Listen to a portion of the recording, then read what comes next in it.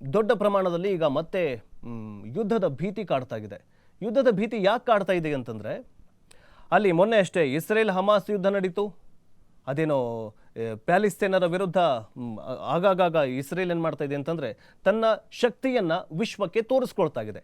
ಆದರೆ ಈಗ ಇದೇ ಇಸ್ರೇಲನ್ನು ಮಟ್ಟ ಹಾಕೋದಕ್ಕೆ, ಇದೇ ಇಸ್ರೇಲ್ನ ವಿರುದ್ಧ ಇರಾನ್ ತೊಡೆ ತಟ್ಟಿ ನಿಂತಿದೆ. ಇರಾನ್ ಏನು ಮಾಡ್ತಾ ಇದೆ ಅಂತಂದರೆ, ಇರಾನ್ ಕೆಲವೊಂದಿಷ್ಟು ಈ ಸಂಘಟನೆಗಳನ್ನು ಸುತ್ತುವರೆದು ಸಂಘಟನೆಗಳ ಸಪೋರ್ಟನ್ನು ಪಡೆದು ಇಸ್ರೇಲ್ ಮೇಲೆ ದಾಳಿಯನ್ನು ಮಾಡ್ತಾ ಇದೆ. ಯಾಕೆ ದಾಳಿ ಮಾಡ್ತಾ ಇದೆ ಅಂತಂದರೆ, ನೋಡಿ, ಭಾರತ ಮತ್ತು ಪಾಕಿಸ್ತಾನದ ನಡುವೆ ಯುದ್ಧ ಏನೋ ಶುರುವಾಯಿತು ಮೊನ್ನೆ ಅಷ್ಟೇ. ಇಸ್ಲಾಂ ರಾಷ್ಟ್ರಗಳು ಭಾರತಕ್ಕೆ ಸಪೋರ್ಟ್ ಮಾಡಿದ್ವು, ಪಾಕಿಸ್ತಾನಕ್ಕೆ ಸಪೋರ್ಟ್ ಮಾಡಲಿಲ್ಲ. ಆದರೆ ಇಲ್ಲೇನಾಗಿದೆ ಅಂತಂದರೆ, ಇರಾನ್ಗೆ ಇಸ್ಲಾಂ ರಾಷ್ಟ್ರಗಳೆಲ್ಲವೂ ಕೂಡ, ಇಸ್ಲಾಂನ ಸಂಘಟನೆಗಳೂ ಕೂಡ ಸಪೋರ್ಟ್ ಮಾಡಿ ಇಸ್ರೇಲ್ ನಿರ್ನಾಮಕ್ಕೆ ಪಣ ತೊಟ್ಟಂತೆ ಕಾಣಿಸ್ತಾ ಇದೆ. ಇಸ್ರೇಲ್ನ ಆಜುಬಾಜು ಇರುವಂತಹ, ಅಂದರೆ ಅಕ್ಕಪಕ್ಕದಲ್ಲಿರುವಂತಹ ಎಲ್ಲ ದೇಶಗಳನ್ನು ಸಪೋರ್ಟಿವ್ ಆಗಿ ತೆಗೆದುಕೊಂಡು ಈಗ ಇರಾನ್ ಇಸ್ರೇಲ್ನ ವಿರುದ್ಧ ಯುದ್ಧ ಮಾಡೋದಕ್ಕೆ ಸಿದ್ಧವಾಗಿದೆ.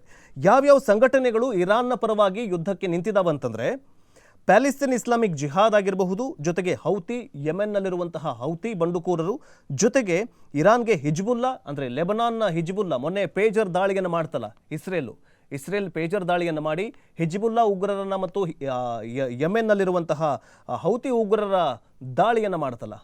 ಈ ಪೇಜರ್ ದಾಳಿ ಮಾಡಿದ್ರೆ ವಾಕಿ ಟಾಕಿಗಳನ್ನು ಬ್ಲಾಸ್ಟ್ ಮಾಡಿ ರಕ್ತಸಿಕ್ತ ಅಧ್ಯಯವನ್ನು ಶುರು ಮಾಡುತ್ತಲ್ಲ. ಸೊ ಅವೆಲ್ಲವನ್ನು ಇಟ್ಟುಕೊಂಡು ಯಾವುದ್ಯಾವುದು ಸಿರಿಯಾ ಆಗಿರಬಹುದು, ರಷ್ಯಾ, ಚೀನಾವನ್ನು ಬೆಂಬಲವಾಗಿ ತೆಗೆದುಕೊಂಡು ಇರಾನ್ ಈಗ ದೊಡ್ಡ ಪ್ರಮಾಣದಲ್ಲಿ ಯುದ್ಧವನ್ನು ಮಾಡ್ತಾ ಇದೆ. ಈ ಯುದ್ಧ ಈಗ ಸೆಕೆಂಡ್ ಲೆವೆಲ್, ಮೂರನೇ ಹಂತದ ಮೂರನೇ ಮಹಾಯುದ್ಧಕ್ಕೆ ಮುನ್ನುಡಿ ಬರೆಯುತ್ತಾ ಅನ್ನುವಂತಹ ಆತಂಕ ಶುರುವಾಗಿದೆ. ಯಾಕಂತಂದರೆ, ಇರಾನ್ನಲ್ಲಿರುವಂತಹ ತೈಲ ನಿಕ್ಷೇಪಗಳನ್ನೇ ಗುರಿಯಾಗಿಸಿಕೊಂಡು ಇಸ್ರೇಲ್ ದಾಳಿ ಮಾಡಿದೆ.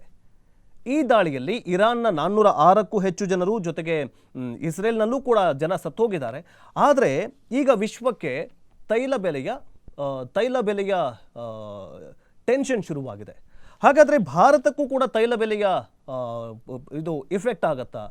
ಇಡೀ ವಿಶ್ವದಲ್ಲೂ ಕೂಡ ತೈಲ ಬೆಲೆ ಹೆಚ್ಚಳವಾಗುತ್ತಾ ಅನ್ನೋದನ್ನು ನೋಡಬೇಕು. ಆದರೆ ವಿಶ್ವದ ಅತಿದೊಡ್ಡ ಅನಿಲ ನಿಕ್ಷೇಪದ ಮೇಲೆಯೇ ದಾಳಿ ಮಾಡಿದೆ ಇಸ್ರೇಲ್. ಸೊ ಹೀಗಾಗಿ ಮುಂದಿನ ದಿನಗಳಲ್ಲಿ ಏನಾಗುತ್ತೆ ಅಂತ ಕಾದು ನೋಡಬೇಕಾಗಿದೆ. ಆದರೆ ಇಲ್ಲೂ ಕೂಡ ಅಮೆರಿಕದ ಅಧ್ಯಕ್ಷ ಡೊನಾಲ್ಡ್ ಟ್ರಂಪ್ ತನ್ನ ಪ್ಲಾನನ್ನು